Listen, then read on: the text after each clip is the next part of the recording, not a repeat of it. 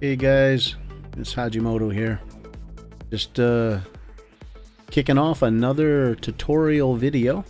This time it's going to be with the Benjamin Marauder, and we're going to be doing some upgrades to the pressure tube, also the valve on it, and a bunch of other goodies, and we're going to walk you through step by step as we get that done.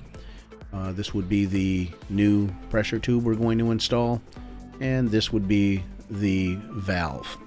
That's what we're going to be adding to the rifle, which already has the twin spring setup, the Super Hammer, and a Huma Regulator already. But we're going to walk through that as we go through step by step.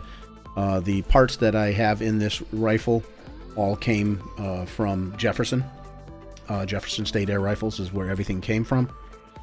We're going to walk through exactly where you can get the parts if you want them.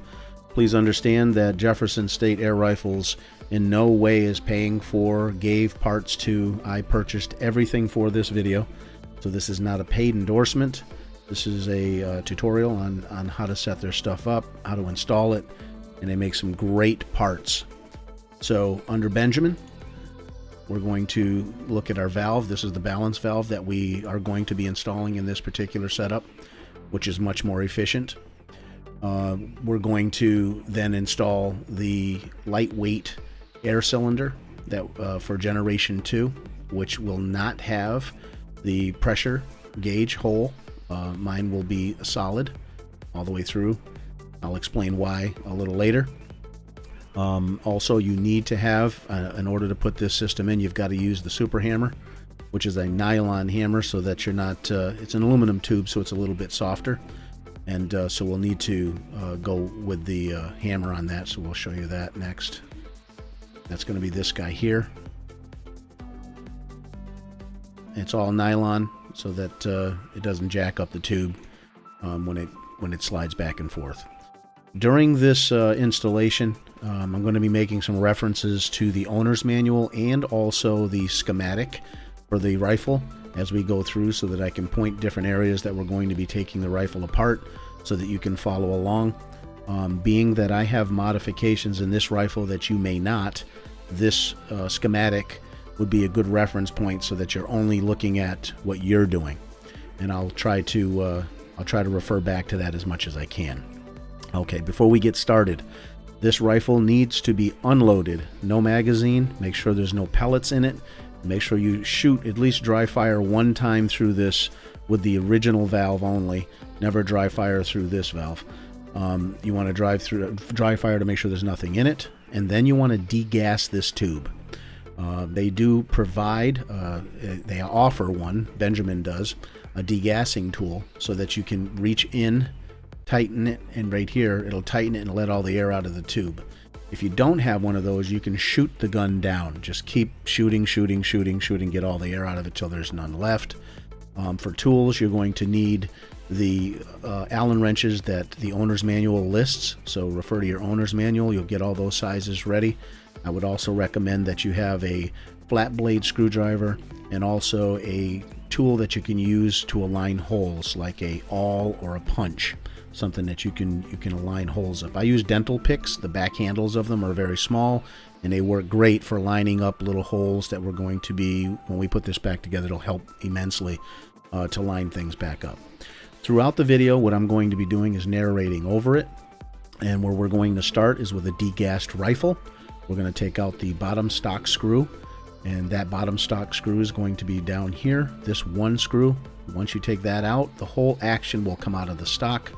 So we'll go ahead and play that. Once that gets started, we'll then start disassembling the rifle so that we can gain access to this tube. We're going to replace it with the aluminum lightweight tube and then reassemble everything. And so here we go. Let's kick it off.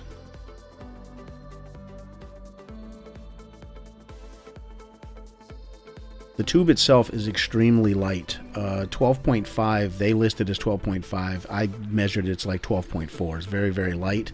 And it's just a 1/4 of an inch shorter than the original tube, only because the stock material comes in 24-inch lengths, and after it's worked and the ends are squared up, it's a little bit shorter. This is our SS valve. that we'll put off to the side. As we when we put it together, we'll be pulling that back into the mix.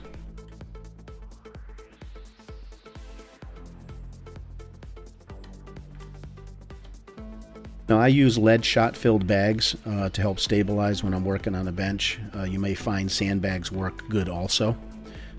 All of the screws try to keep immediately in the general area when you remove it, so that way you can get back to them right away. Now that we got the action out of the stock, we'll put the stock out of the way.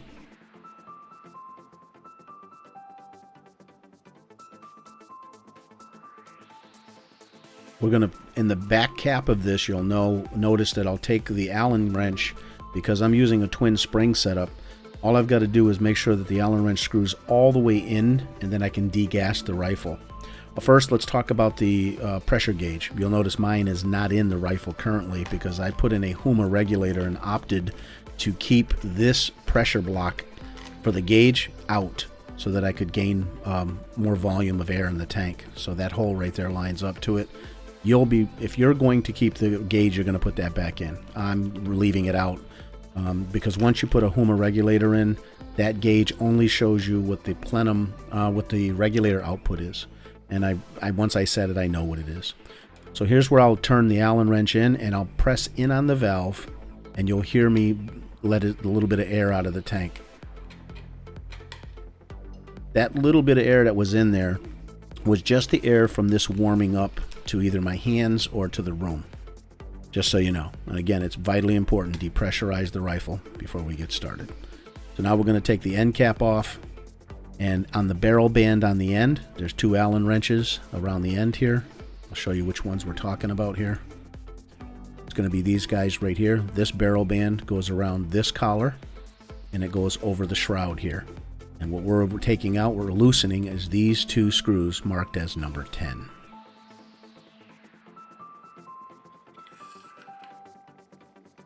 Okay, keep that close because we're going to be using that as a wrench to take the cap off the pressure tube. Now the trigger assembly is going to come off, and I just want to talk through the trigger assembly with you to make sure that you understand what we're going to be doing for that. That's going to be these two forward screws and this one rearward screw. The two forward screws, then the rear screw, and then this trigger assembly in itself will come right off, and we'll have that in our hand.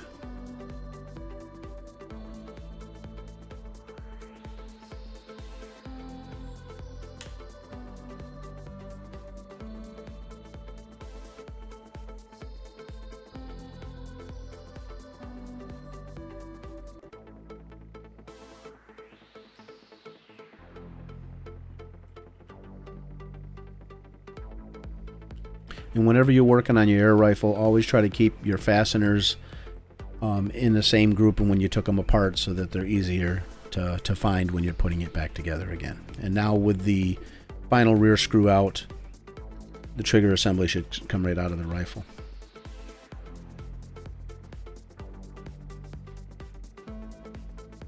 The next thing we're going to attack is going to be the breech block screws, which are going to be the 4 on the top here. And what we're going to be showing you is these guys here, these 4 long breech block screws that are marked as number 22. They come down through the pressure tube, and 2 of them actually screw into the end cap to hold it on. The other 2 screw into the valve that's going to be in this tube. And I'll show you with the new valve, or the old valve, they both have 2 holes in them. Right here, that's one, and there's another hole on the other side. That lines up with these 2 holes. So those are the 4 holes. One on the other side, one here, one here, one here. Those 4 come out. Once all 4 of these come out, this entire breech block with the barrel, the shroud, all of it's going to come off as one piece, and we're going to be exposing the transfer port seal upper and lower, plus the tube. So there's an upper seal, a tube, and a lower seal that is between these 2. And when that comes out, we'll talk a little bit about it just so that you understand. You got to make sure that you don't lose any of those O-rings. Very important. Now, I try my hardest in the videos to continually lay the rifle down so that you're seeing what I'm doing and not block it with my hands. This is one of the reasons why I'll keep referring to the owner's manual and the schematic so that you can refer to exactly what I'm doing. These are just being loosened at this point.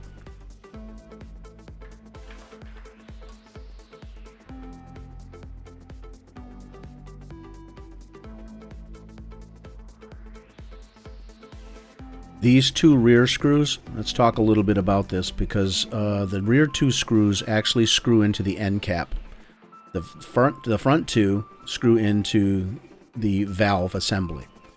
So when you're taking these rear two out, sometimes there might be a little tension on the screws when they're coming out, and that's because the cap may be pushing on it. So push in on the cap, and you'll notice these will get loose and they'll come out much easier. Once you have them all loose, you should be able to start to disengage the breech block from the pressure tube, and then be able to remove the end cap, which should pull the spring and the adjuster out with it. Yours may look different than this because I'm using a twin spring setup, but the disassembly will be exactly the same. Now that the breech block is apart, the 4 screws are there, and you can see our transfer port. Notice the upper is there, the black ring, and the lower is still in the tube here. We're just going to use this Allen wrench to pop it out, and I'll snap it back onto the pressure tube, on the transfer tube, so that I don't lose it. And that's our assembly. Transfer and the O-rings for it. So now the breech block can be put out of our way. We won't need that anymore.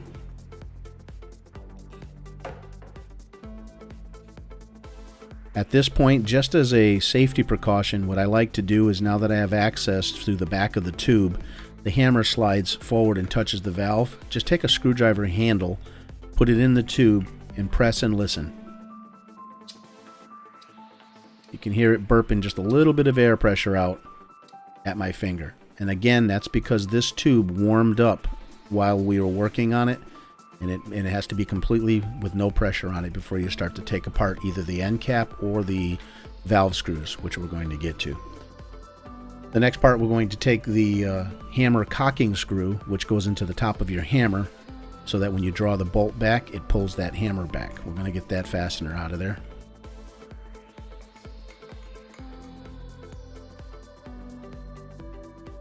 And once that's done, we should be able to slide the hammer right out. Now this is the nylon hammer that I already had prior to the aluminum tube, so I'm all set with the Super Hammer, good to go. Just going to wipe off some of the graphite, because I use a graphite lube in mine. It's a dry lube. Now you're going to get the barrel band that we had taken off earlier, and we're going to put it back over the end cap, and we're going to tighten the Allen wrenches down so that it grips back onto the aluminum end cap again.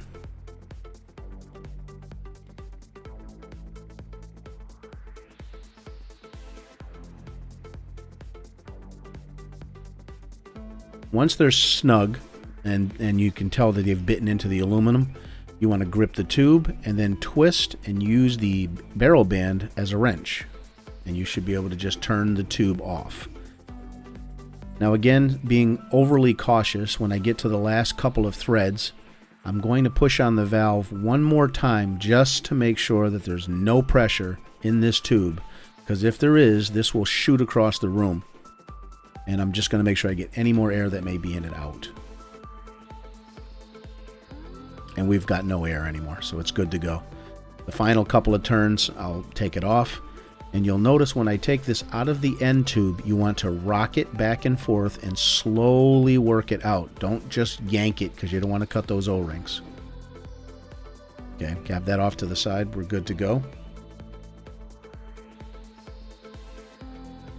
At this point, we're going to start to take the valve holding screws out, and I'm going to go to the owner's manual, or to the schematic again, just so that we're talking, you know what I'm talking about here. There's going to be 3 Allen head bolts. 1, 2, 3. They're going to be at the 90, 270, and 180 degrees on this tube that hold the valve inside the tube. We're going to be removing those 3, and that's what I'll be doing right now.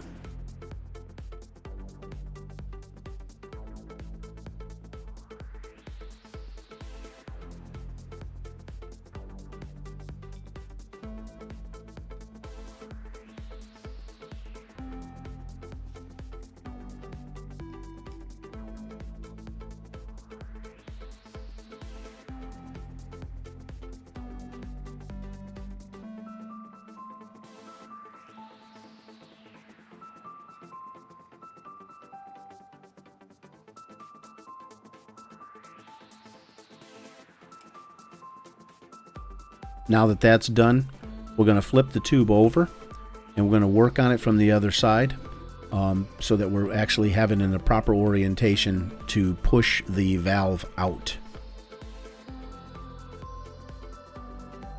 At this point, I'm going to walk through a little bit what I've done previously.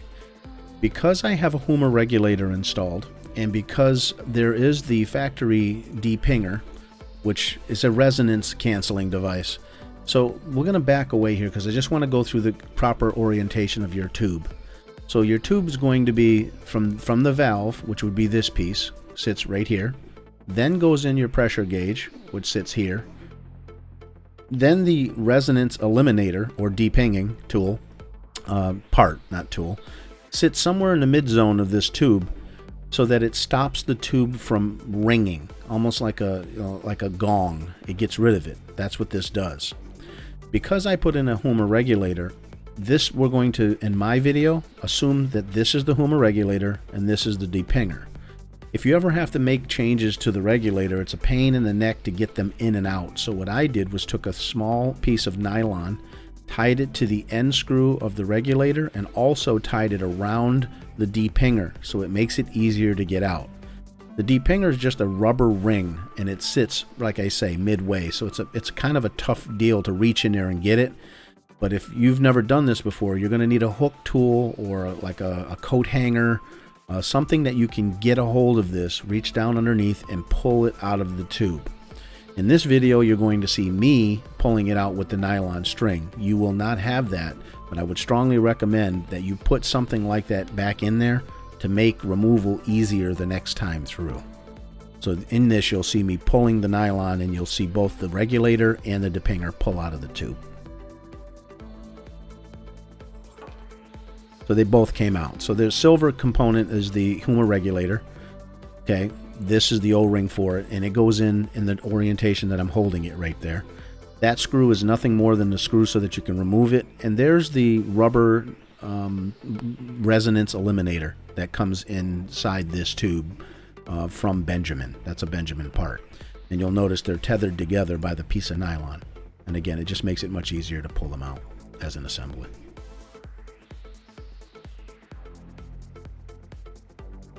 Now we're going to flip it back over, and on your factory valve there's the port screw for your transfer port that allows you to that's another adjustment for the Crossman.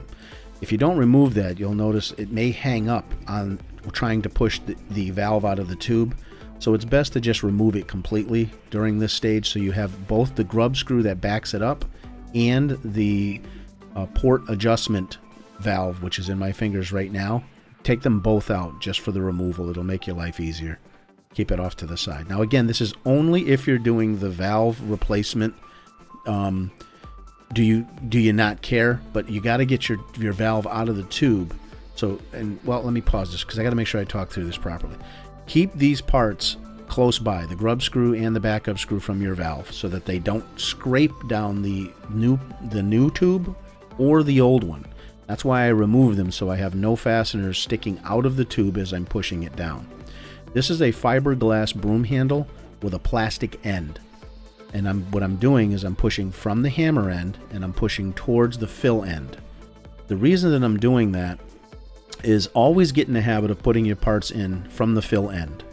And the reason for it is in this end, there's so many holes through the tube. Every one of those is an opportunity to cut an O-ring. I'm not saying that the new one that you're going to get will have those burrs, but it's just force of habit. Always come in from this way because your pressure rings are actually put on in a way where they're tapered to come in from this direction. So we'll go ahead and push the valve towards the end out here, and then we'll just take it right out. And again, when my valve comes out, you're going to see a lot of black on it. That is because of the graphite powder that I use as a lubricant for the Super Hammer and all of the trigger assembly.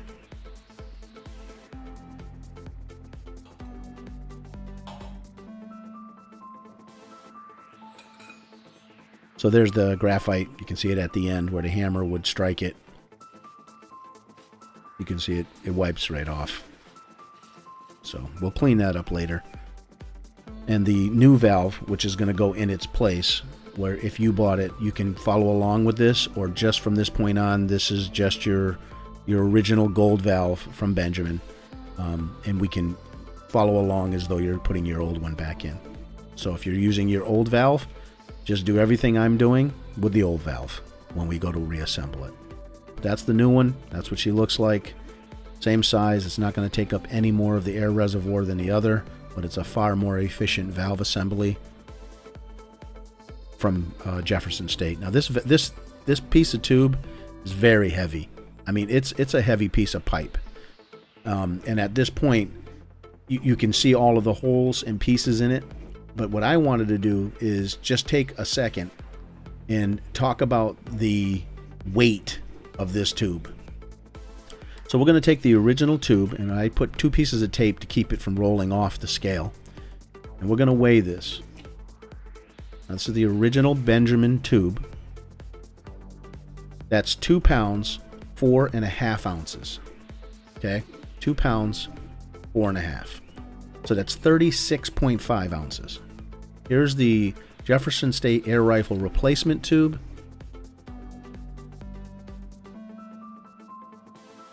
$12 ounces and 3/8. I mean, 12.38 ounces on that thing. So just that alone, we saved 1.5 pounds of changing out the tube. I just find that amazing. So moving forward, we're going to start assembling now. And everything's going to be the same, except on my video, you're going to notice that I do not have the pressure tube option. The pressure gauge option. Mine is devoid of that. I'm not going to use it. I don't want to put it back in. So when I'm putting mine in, this assembly, the gauge, its adapter, and this block will not be back installed. And in fact, there's not even a hole in the bottom of the tank. The tube that I'm putting in is blank. That's not going to be in it. But for you, once we put the valve in, and then I start to go through, I'm going to stop this again to remind you of how you would be putting in your pressure gauge assembly and save you some time. So what I did here is took some silicone grease and put grease all the way around the O-ring, spinning the valve so that it's got a good coating on it. Made sure that there was none around the edge. As I put it on, watch here, I'll double check to make sure that none went around the bottom side here. I don't want grease being pushed into the valve, so I just make sure it's clean and make sure it's around the circumference only. Then you'll spin it around so that the poppet is pointing towards the hammer end of the tube. With your palm, press it in. And when you're doing this, this is important when you're inserting this, try to look at the orientation of the holes down here and try to get it close. It's going to make your life easier as you push it down so that it lines up with these holes. It'll make your life a little easier if you do that leg work in the beginning. So I'll flip it over because I'm going to be pushing in using the same fiberglass pole with the plastic end. And I'm going to just push her down the tube until I can see it down around this area. And then I'll know I'm in the generator. This is the trigger side where the trigger would come up underneath.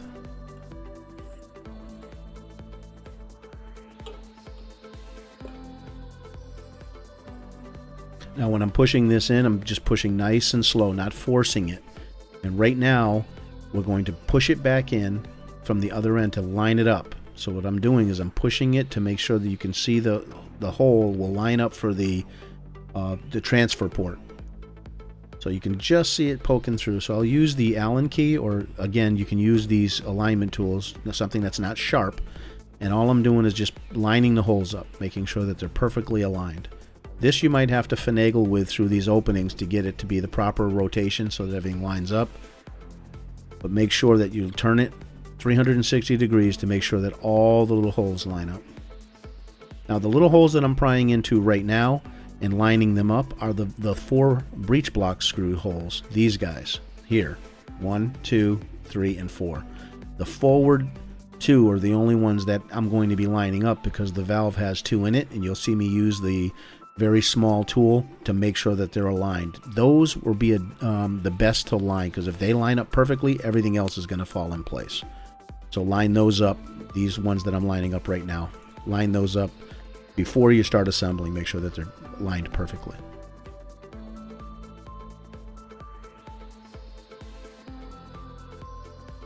Once we've done that, we can start putting in the 3 screws that hold the valve in.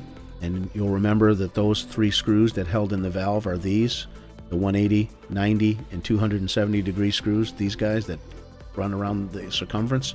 We're going to be putting those in. Once they're in, we'll snug them up, get them torqued, and we'll continue.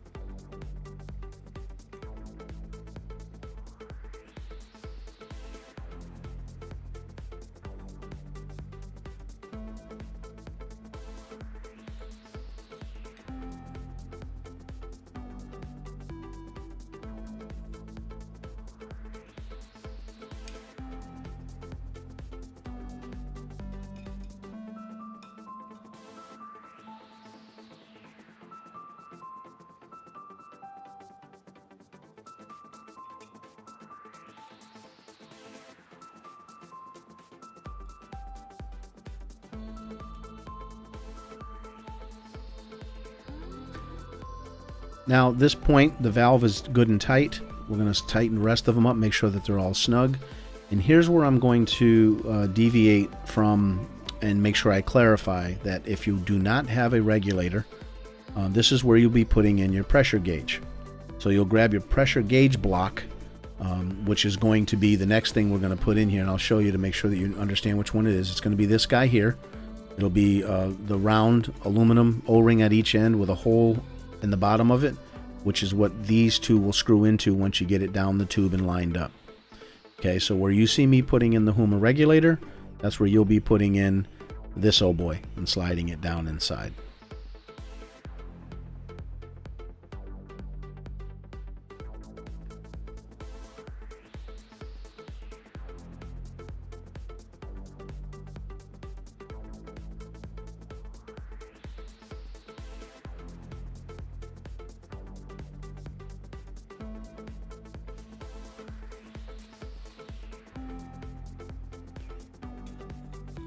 So we push the regulator down in. Again, I'm being careful as I go past the threads to not jam it in there. I just want to start really carefully.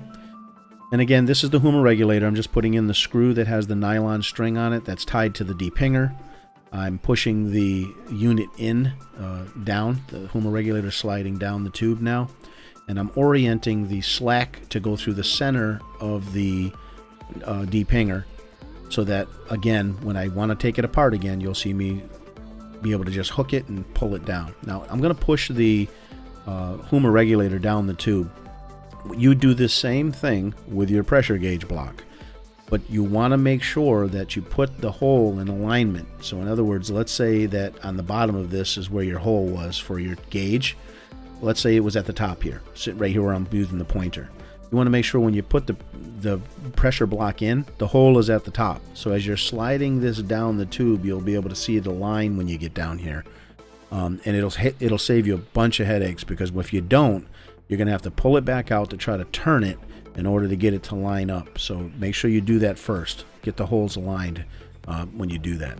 One thing that I didn't mention is, in order to put a regulator into a tube that does not have the hole for the pressure gauge, that means there's no relief.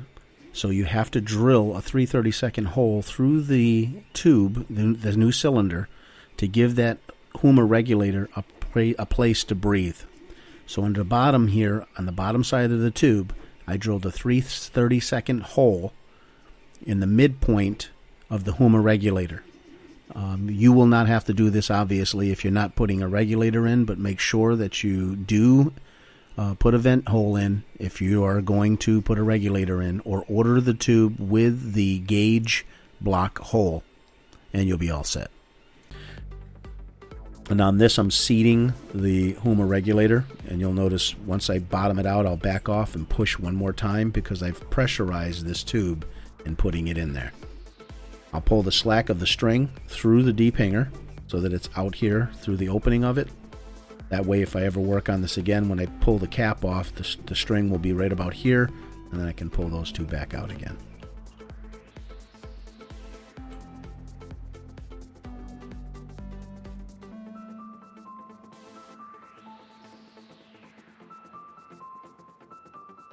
There's already enough silicone grease at the beginning of the tube to allow this to slide in, but with your fingers, try to push the rubber resonance remover depinger item past the threads first. Once you got that past, you'll take a screwdriver or something that you can push on the edge to get it into the smooth portion of the tube. Once it's in the smooth portion of the tube, it'll slide pretty easy, and we can just push it down.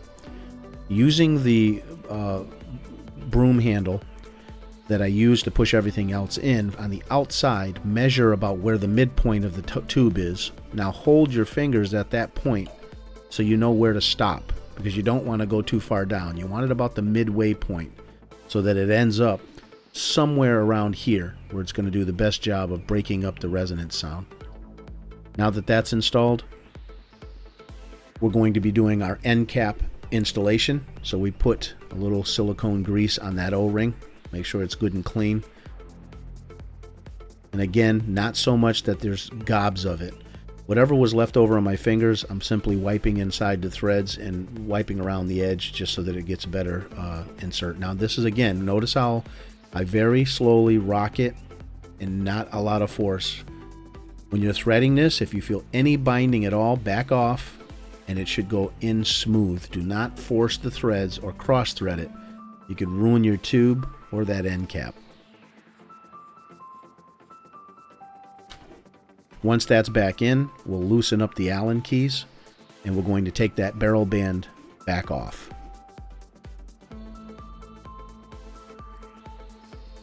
And we'll keep it off to the side. At this point, we're going to want to do our transfer port, the upper and lower seal, plus the tube. Just put a little bit of silicone grease on the O-rings on each of those so that it has a good seal, so they're moisturized. Drop it inside the valve so that it stands up. You see it? We've got a black ring on the top. There's one on the bottom that's holding it inside the tube, which is in the valve. That's the proper orientation at that point. At this point, we'll take our hammer. I'm cleaning off any of the graphite, glumps of graphite. I'm going to slip that into the tube, making sure that the hole for the bolt that's going to pull the hammer back is in the up position through the slot. And we're going to go ahead and get that fastener in and tighten down. This sequence is important because as you tighten this down, you want to make sure that it doesn't bind up on that hammer. It should slide very, very easy, and you want to get it down nice and tight, but not so tight that it distorts the hammer and won't let it slide. It must slide very, very free, like that.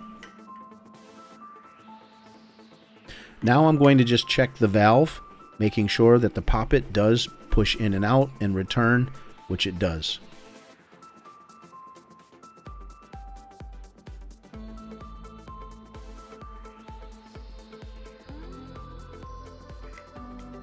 Take the hammer, make sure it's pulled all the way back, then you'll get your trigger group. And you want to make sure that the trigger assembly is pushed down and back so that way it's not caught on top of the sear. You want it back in a relaxed state so that you can hold it down like I'm doing. Then snap it in place so that you can get your screws back in. The reason you're doing that is you don't want to put your fasteners in with the sear in the up position because it could bind against the bottom of the hammer and you could do damage to your trigger. So it needs to be tucked down in the block before you put the fasteners in.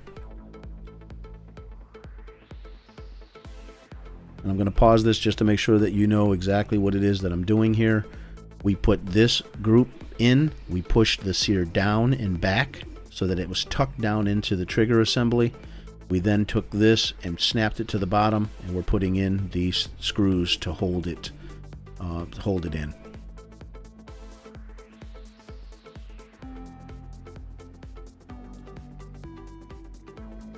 Well, this is important. The screw that comes through the back end here shares a screw hole in the bottom of the end cap.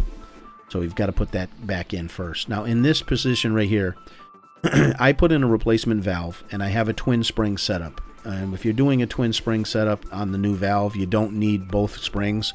But we're going to ignore that because I'm just doing this for the video. When I take this back apart, I'll be just having the single spring in there, just so you know. I don't want you to think that you have to have both springs with the new valve. The new valve does not require the heavier spring. You only use the lighter spring. Now, as I'm pointing to this cap, I'll show you why I'm pointing to this cap.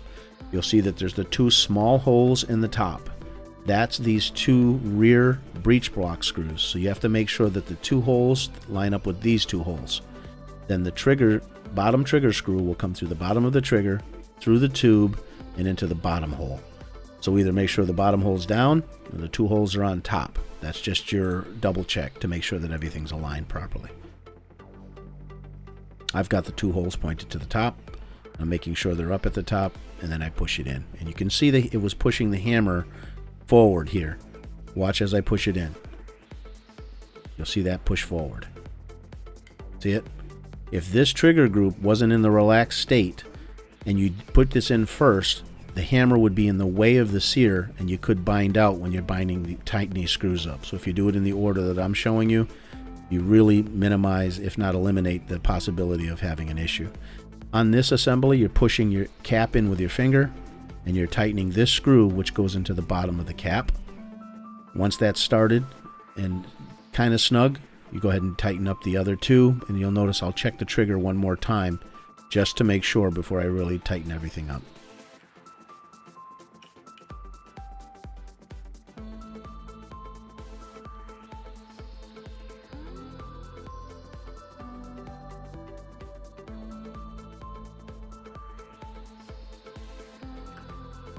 Checking the hammer, making sure the trigger works, nothing's bound up. Now I'll go ahead and tighten them up. On these two, make sure you don't over torque them. You put enough tension on it where it's holding the trigger group up, but you don't want to really torque down on these because of the aluminum tube. You just get them nice and snug. That's it. That's good for that one. And it'll tighten up the other one, but you don't want to super torque them. You just want them snugged up.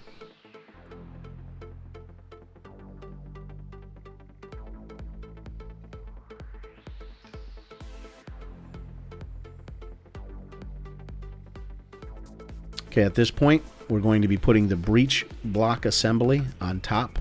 Make sure your hammer is in the rearward position, as much far back as it can go.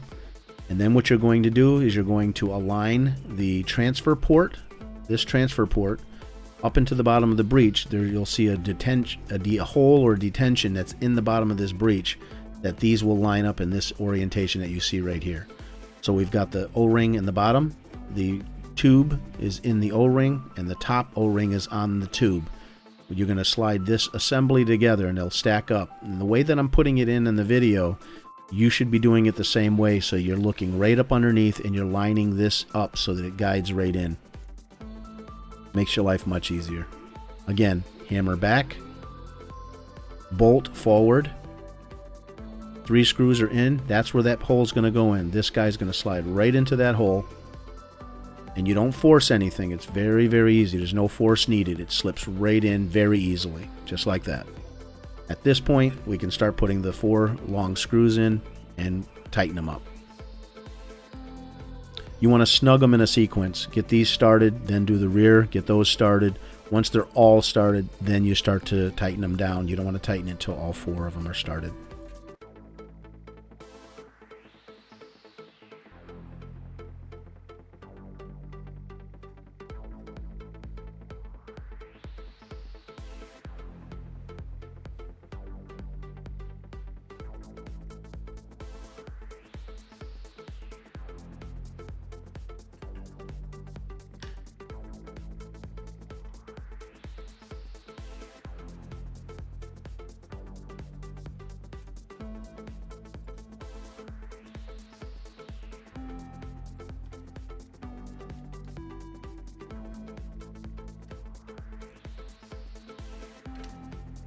Once those are in, we'll snug them up.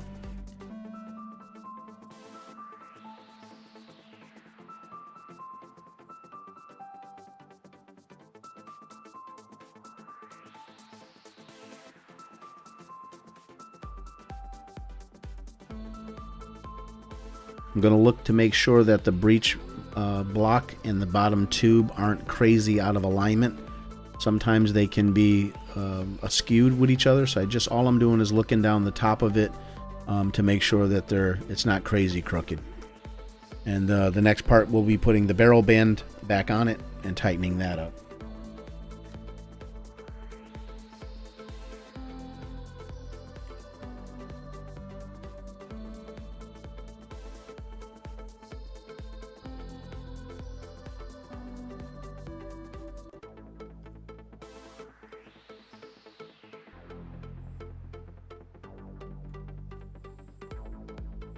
You just want to make sure that they're kind of in alignment. It's not off on some 20-degree angle. So that's all I was doing, is making sure it was aligned. Cleaning off a little of that silicone grease that's on my fingers, and we'll go ahead and put the barrel band back on again. Again, more silicone grease, just making sure there's not a lot on it. On these two, you want to make them just where they start to touch the aluminum and then stop. Because what we're going to do is check the gap all the way around. The Marauder barrel band does not make contact with the shroud, so I'm looking to make sure that it's centered, which it is. And now I'm going to go ahead and tighten it. Once the rifle's all back together again, you can do this final step. I just like to do it while it's on the bench, so that way I know it's not going to move around. And you put your cap back on. And our final step is going to be putting the action back into the stock.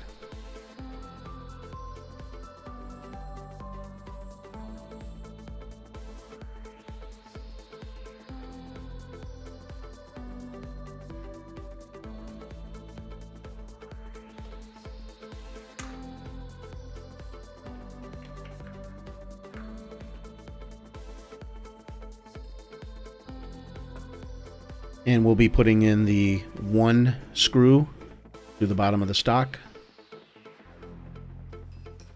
to hold the action back down and tight.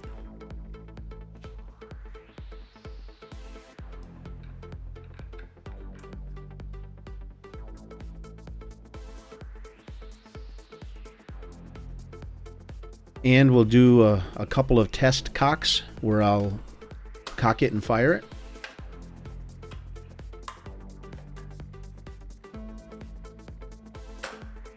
Okay, just making sure that everything's working right.